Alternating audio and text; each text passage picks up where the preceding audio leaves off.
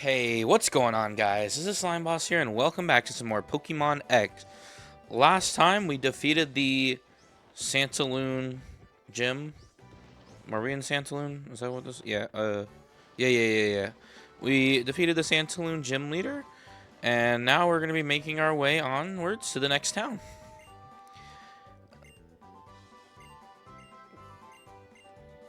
I think we. Oh, she's the one that gives us the experience share.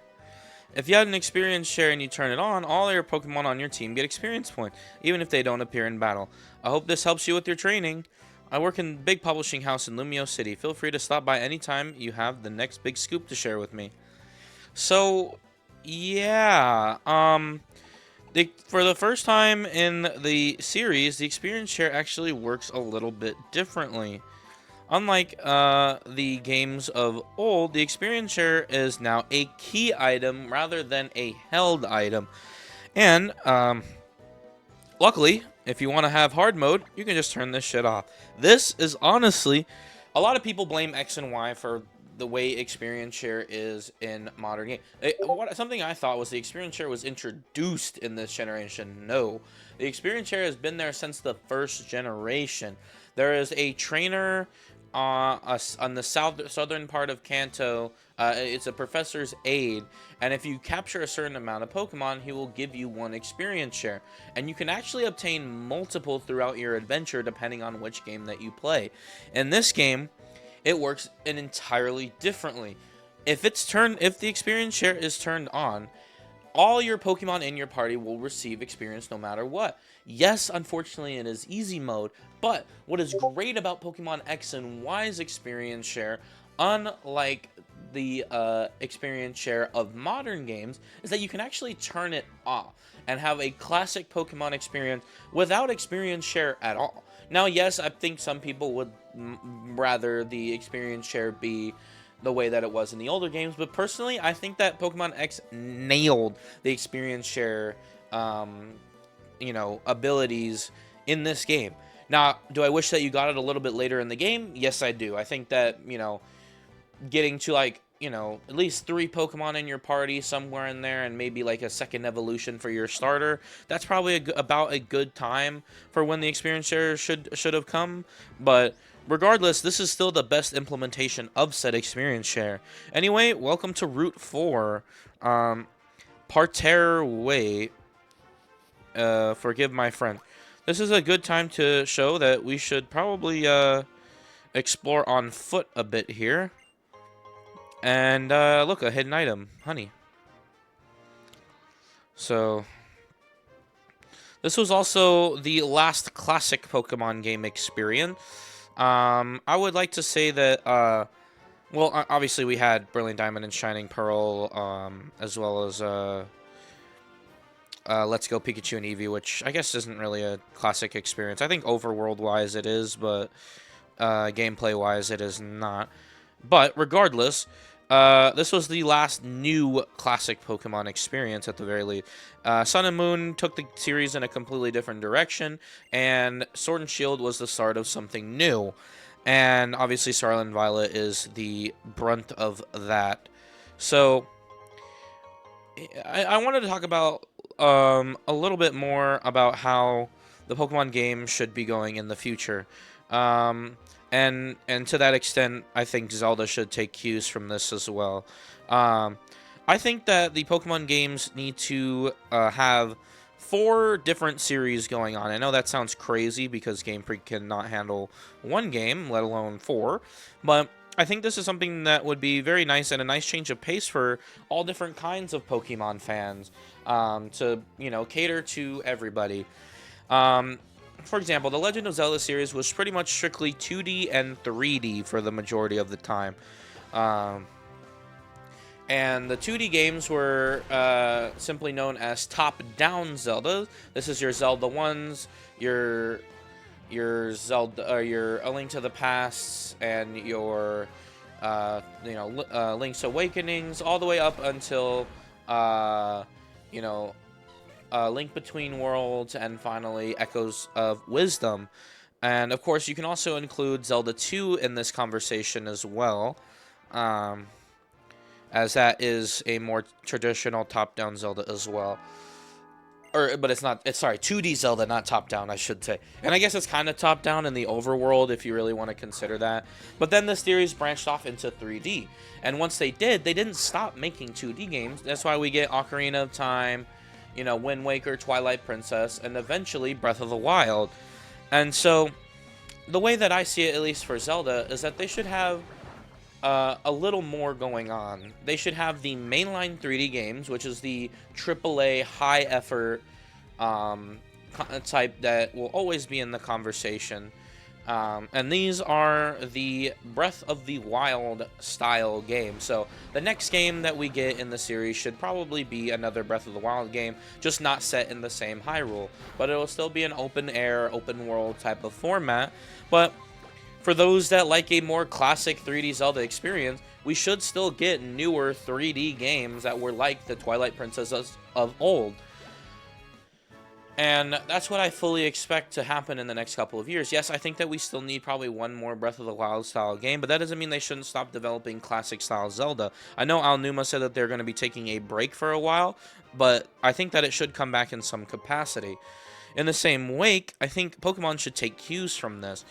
I think Pokemon should have, every couple of generations, a classic feeling Pokemon game, a top-down classic experience, similar to X and Y. And then we would have a more open experience, a more Scarlet and Violet style experience, or whatever we're going to be getting with the next generation coming this coming year. And I assume it's going to be, you know, the next evolution for what Pokemon is. And so we have these full open air experiences, just like Breath of the Wild. We'll have our classic style Pokemon experiences, just like X and Y. And then we also have our Legend series, which is our more experimental series. Yes, we have things such as like Mystery Dungeon and Pokopia and all that stuff, but I'm talking more like again, like Legends Arceus and Legends ZA.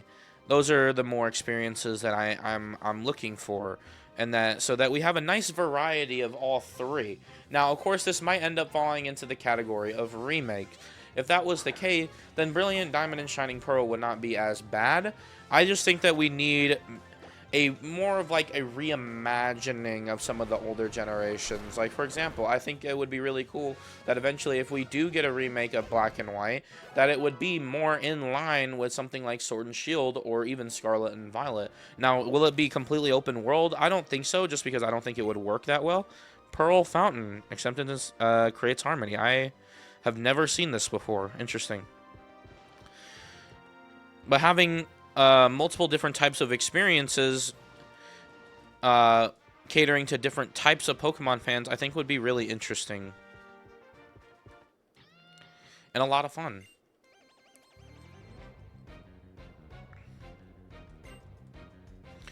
And again, the reason why I'm saying that is that unfortunately it sounds like Game Freak would do the only way that we're getting a classic Pokemon experience is if we get it in form of a remake. But they've also said, due to a recent leak, that if they ever did remake Black and White, that it would be more in this, like, it would be way more. And that's what, I think that generally what fans want is that them to, like, completely outdo themselves with a remake of Black and White. Very similarly to how they did it with Heart Gold and Soul Silver back in the day. And not just slop like Brilliant Diamond and Shining Pearl ended up being. But again, I think I'm definitely missing this classic style of Pokemon. And I think a lot of people are feeling the same way about Zelda and missing that classic 3D style experience, especially being with the Breath of the Wild era game for almost 10 years now. So I think it would be nice to just return, like, have, you know, one smaller game in the middle of, you know, much larger game and more experimental games like the Legends series. So I think it would be nice to have all three pillars. And I think that there's a very simple way of doing this. I think that if TPCI in particular, the Pokemon Company, wants games to be releasing yearly, I think the best way to do this is to have a Nintendo style approach to it, where you have multiple smaller releases throughout the year and a much larger release at the end of the year. And I think that would be a lot better for Game Freak, and they also need to hire more staff and to pay their actual staff, because again, the budgets for a lot of these Pokemon games are incredibly small. So I think the best way to solve that is to just increase the budgets, create multiple teams for different types of projects, and have multiple projects that still cater to that the Pokemon company that want more Pokemon experiences, or like, you know, one game a year. So like, then in that case, I'm not saying that the Pokemon should release multiple games in a year. That's, I kind of misspoke there. What I meant to say in that case is that if the Pokemon company wants a new game every single year and they count DLC as a game, then they should just release a smaller game. Let's say next year we get Generation 10. Then the year after that we get DLC. Then the year after that we get a smaller game that is more in line with the classic series, but it's still brand new. After that we get a new Legends game. And then after that, we get a remake of some kind, or maybe even the next generation. Not only that, so then having multiple teams doing different jobs will allow us to have more time spent with each of the bigger games as well. So it's like a win-win-win situation for the fans, for the Pokemon company, and Game Freak alike. So again, that also requires them to spend more money that they definitely have, by the way.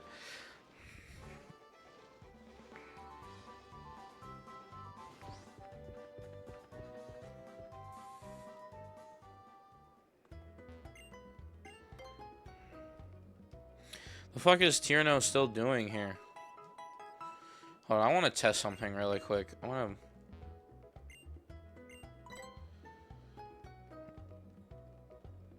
to... Okay, it didn't work. Let me try one more time.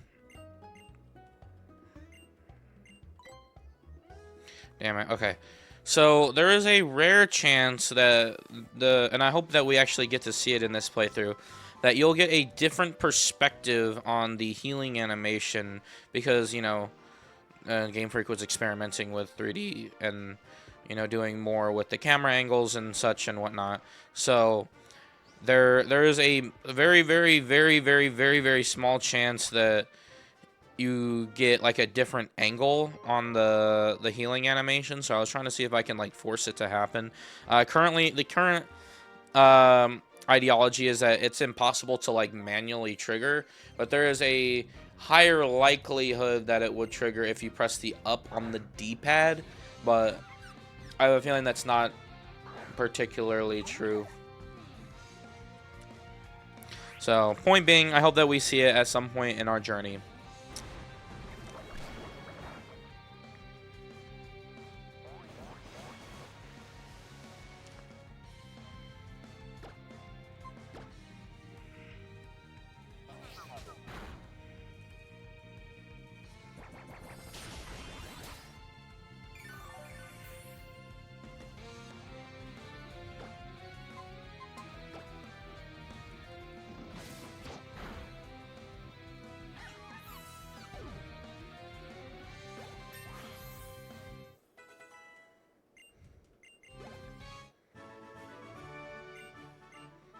Okay. Oh! It's evolution time. What do you know?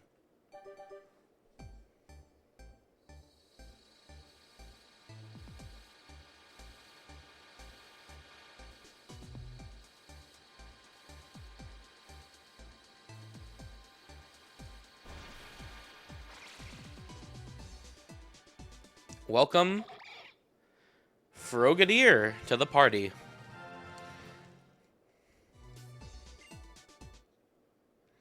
Awesome. We're moving up in the game.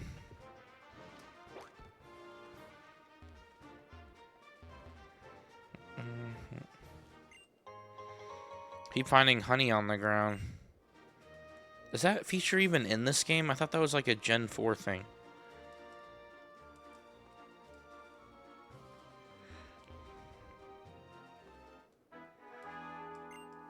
Maybe that's even just specifically a heart gold thing. I don't even know.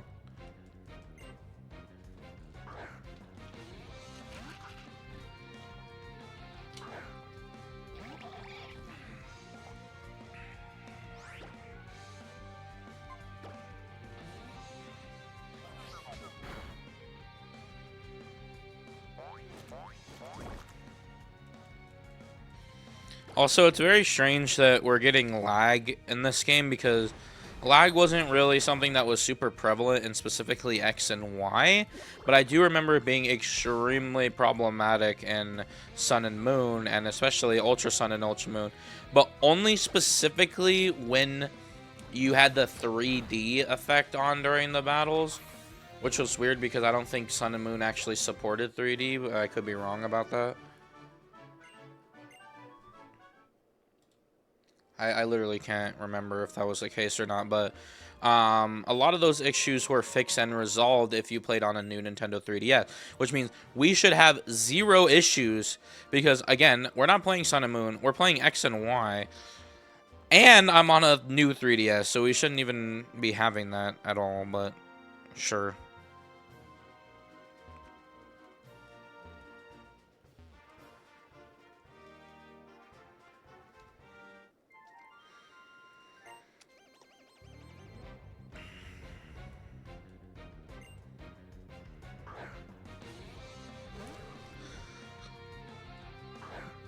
Again, this is also being on real hardware as well, which something that I was really excited about going into this series.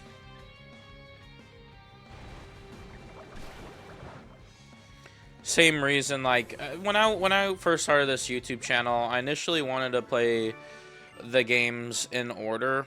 And unfortunately that idea kind of fell to the wayside because I was finding myself getting bored and not it's like, okay, well now it's time to play this game, and it's like I'm not really like ready to play those games yet, and so I ended up finding myself not really wanting to record videos, and so I basically changed that a couple of years ago to where I just kind of want to play the games that I want to play. So I now have, instead of like an order of games to play, I just have a massive list of games to play and to just pick one and just play it. And so I guess with the Pokemon games, we're still kind of going in order in some element. But there's a reason why I specifically played Super Mario 3D Land for the Mario stuff, and now this game for the Pokemon stuff. And the particular reason why I'm playing these games is because it was on 3DS, and I really wanted to take advantage of my new capture capability. So it's been a lot of fun being able to finally play games on an actual 3DS, which I guess doesn't really matter anymore in the modern context, but at least for me it's a really nice spectacle because it's something that I've always looked up to with other YouTubers back in the day, like Hero Voltzy, which was my first exposure to Pokemon X. Hero Voltzy is definitely one of the inspirations for at least the Pokemon side of my channel, mostly Chuggaaconroy, but I definitely am inspired by him at least a bit. Mostly because, again, I love X and Y, and X and Y is like the quintessential Hero Voltzy series to watch. And so I remember I'm pretty sure that he captured it on real 3DS hardware as well. And so finally being able to do that myself is just so surreal.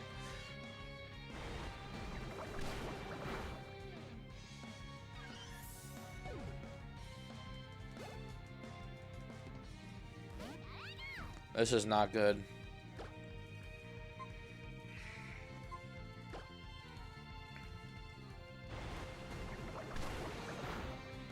Oh my god. How I one-shot him, I have no idea.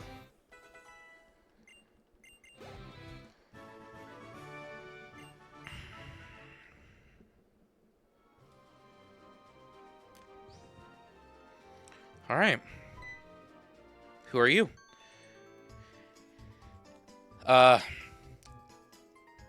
kind of wanted to give him like a gay accent, but I feel like I would like offend a lot of people, so. Hello there. Have you ever heard of a Pokemon called Flabébé? Oh, I see. It's registered in your Pokedex. That's what I would expect from one of the professor's hand-picked Pokemon trainers. Flabébé is, now brace yourself, a fairy-type Pokemon. This turned into an entire type matchup system on its head. And we've been battling fairy-type Pokemon against other types of Pokemon at Professor Sigimo's request. My name's Cinna. I'm a beautiful, it's a beautiful name for a beautiful lady. I'm Dexio. 2 years ago, the Professor Sycamore entrusted me with the Pokedex. I can't do an English accent. You could call me a Pokemon voyage veteran. If you like, I'll show you around the lab. So come on, let's go. Okay, let's get this show on the road.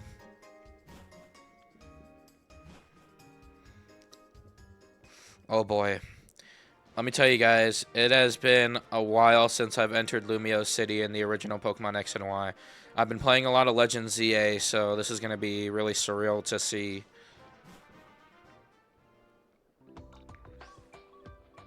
Oops. So, how are you and your Frogadier getting along? The more you walk around with your Pokemon, the stronger your friendship will become. Here, this is a TM for return. This is a move that gets more powerful when your friendship with the Pokemon using it is strong.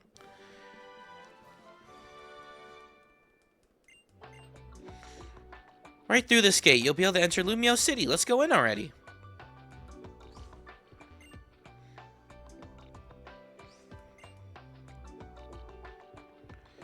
Here we go.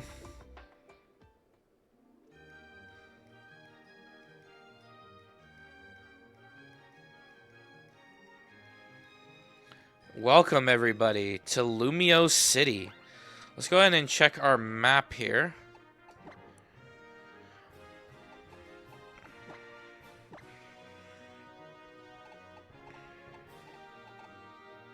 Oh, I guess we can't do it until we visit a Pokemon Center, or what?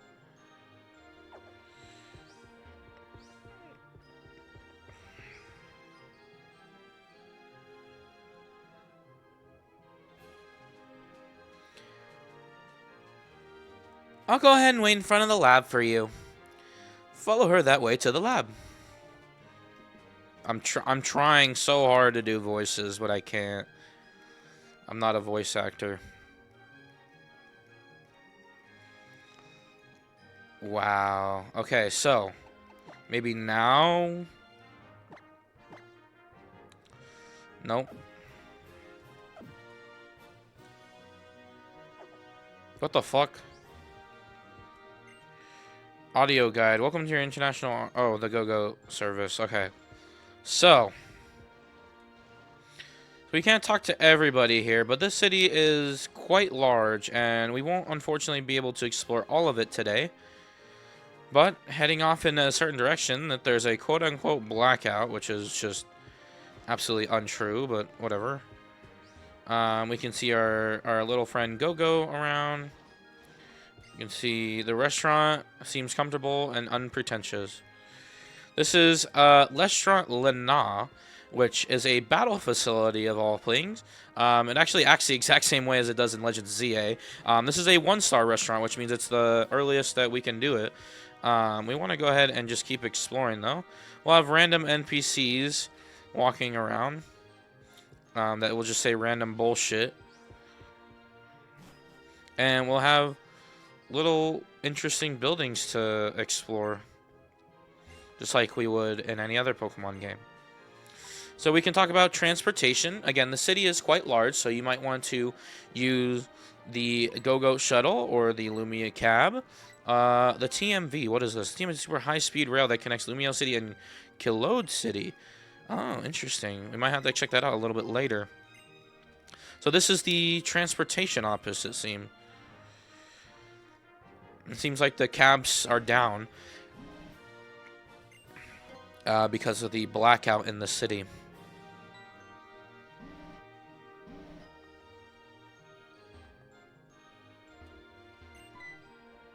Ah!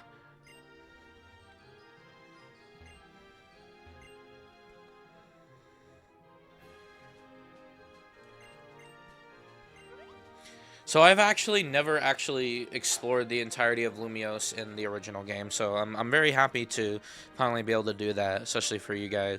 Oh, hello, I'm a garbage collector. I empty trash cans all over Kalos. Okay, I should go home now. Please let me pass. Okay. Interesting. The spelling of Vernal is V-E-R-N-A-L, and Estival is E-S-T-I-V-A-L, right? Yes. I was right, thank you. I was documenting facilities. Oh, that would be very nice. Now, I'm a little intimidated by Lumiose because I'm not exactly sure how much that we're able to do on a first visit. And so, like, I don't know if I want to start explaining stuff, like, as they become available, or just come back later and once the full city is available to us, or what. So, we also have a little coffee shop here. What is this? Cafe intro version.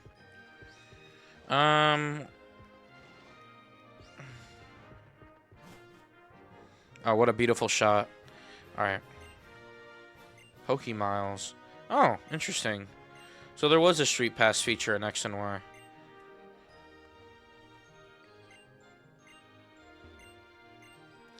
What's really, really cool about Pokemon Legends ZA is that pretty much all of the cafes and buildings and whatnot that were accessible in X and Y are also accessible in that game, and that's really cool. Okay, so that's the... What do we got here? Oh, it's going to force us into the... This building is the Sycamore Pokemon Lab. Let's go inside. No. Nope, blackout.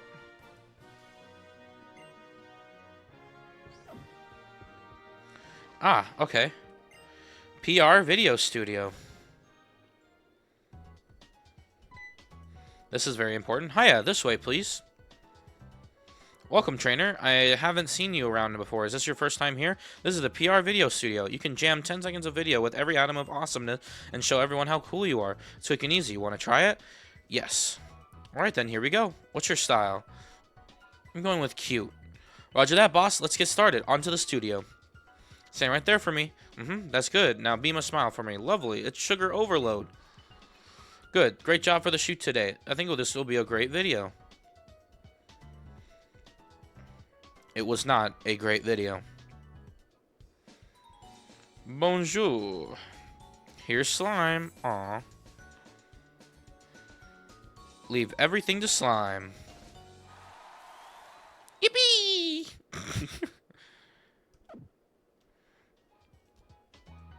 How'd you like it? Cool, huh? I'll save the video for you so you can watch it anytime. Do you want to share the PR video that we just shot with your pals on the PSS? Unfortunately not. Got it. Then we just won't show the video to anyone yet. But do come again to shoot another video with us. You got that? Welcome. Thanks for stopping by.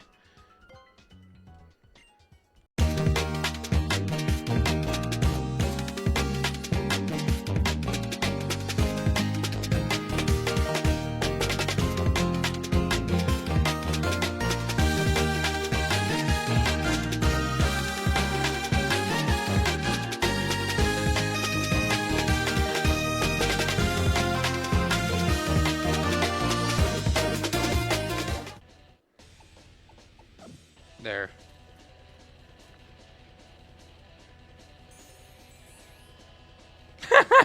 Okay.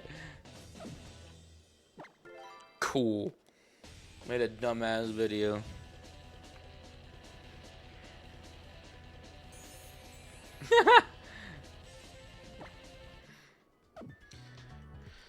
Well, that was interesting.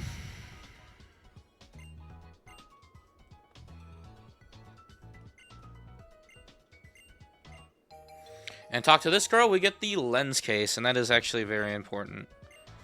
So, that is the whole entire reason we just did this, so. It's a green screen, guys. Do whatever you want. Ha ha ha ha ha ha.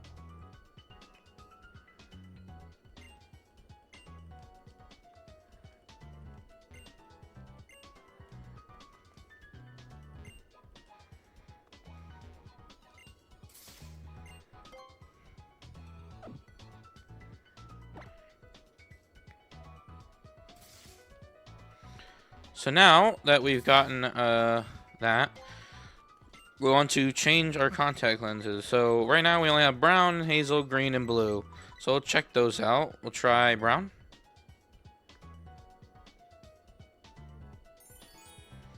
Okay, select again. Hazel.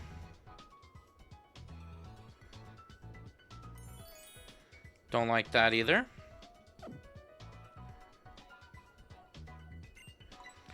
Green.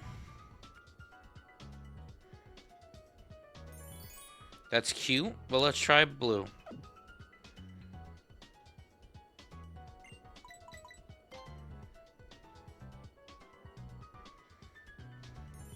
Blue. I actually like blue. I don't remember what we started with, but we'll go with that. Okay, yeah, we definitely weren't blue before. So yeah, now we have the ability to change our contacts. Oh, we can get a little touch-up.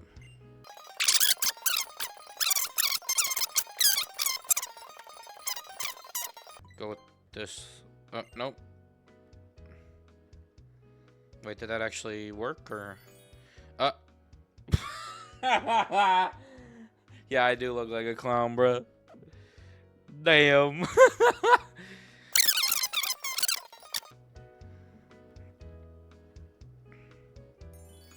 Very nice. Okay, that's a lot better.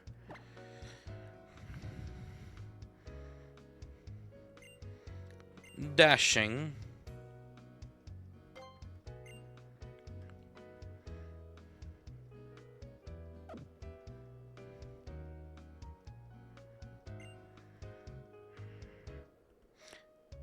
Wait, is that permanent, or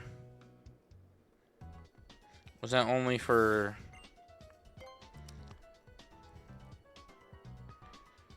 Oh, wait.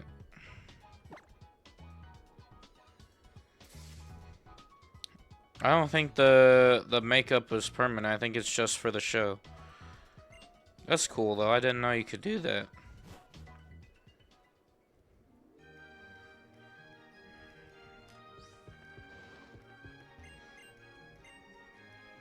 So this is the Pokemon Center. Looks a little weird.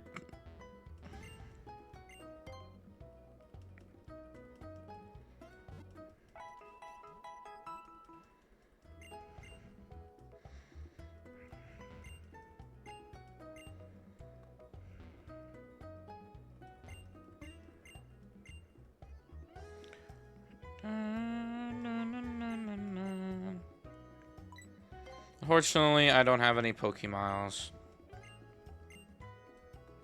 At least I don't think so, anyway. So, Street Fast feature, basically, TLDR. How far can we go this way? Not very far, apparently. The Street Pass features, essentially, if you pass by someone, you gain a Pokemile, and then you can trade them in for prizes, but I'm like 99% sure we don't have any, but let's try. I have 7. Okay. Oh wow! Oh wow! Oh wow! Well, okay. Well, if I had, that's very interesting to get access to early game, but okay. Well, before we head over there, I want to see if we can enter the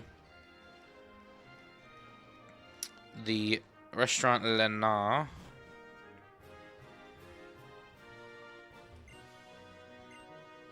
I'd like to dine. Double battle meal. Oh, okay. Got it. Okay, we'll be back. Actually, wait, can I just explore real quick? Just real quick. Oh. Tell me more.